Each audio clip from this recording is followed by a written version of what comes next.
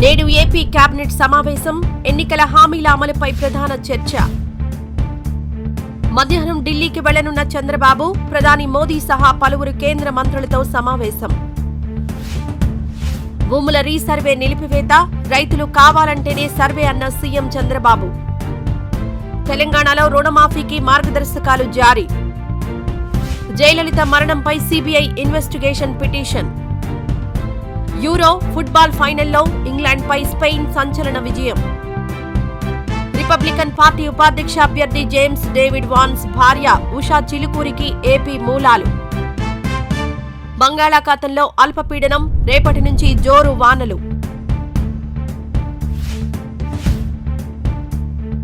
ఈ వీడియో నచ్చితే లైక్ చేయండి, షేర్ చేయండి.